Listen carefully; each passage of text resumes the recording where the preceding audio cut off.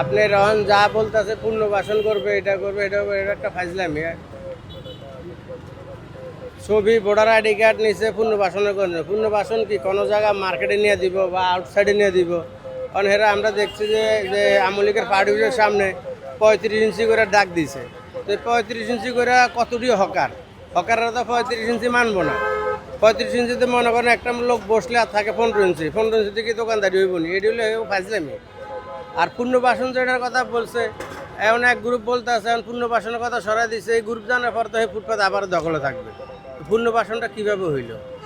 এটা একটা পায়তারা। পুনর্বাসন মানে একটা পায়তারা।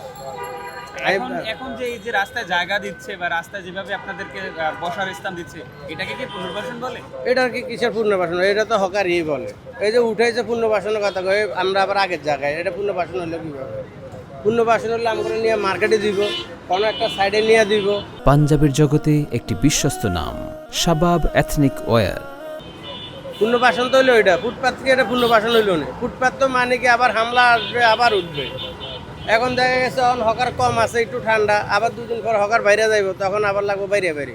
তো ওই পুনর্বাসন এটার নাম ইয়ে রইল কি, মানি রইল কি? পুনর্বাসন মানি এটা এটা একটা পায়তারা করতে আছে, আমি যতটুকু বুঝি। এর মাধ্যমে তো শৃঙ্খলা আসবে না, আসবে? শৃঙ্খলা মনে হয় না যে আসবে। শৃঙ্খলা আসলে এত হকার আপনি আগে একটা সাইডে নিতে হবে। এবারে ঢাকার বাইরে হোক, ঢাকার সাইডে হোক, যে কোনো এক জায়গায় যে মার্কেট করে দিতে হবে। যেমন আগে হকাস মার্কেট আসছিল, হেনে তখন হকাস নাই, হকার নাই, নামে হকাস মার্কেট। সব তো হলে বড় লোকে দোকানপাট, যার টাকা আছে দোকান পাইছে। এটাও যদি দেখা গেছে এরকম ধরনের হয়, হকার পাবে না, পাবে ডোনার পার্টিরা। হকারের নামে হইলেও হকার পাবে না।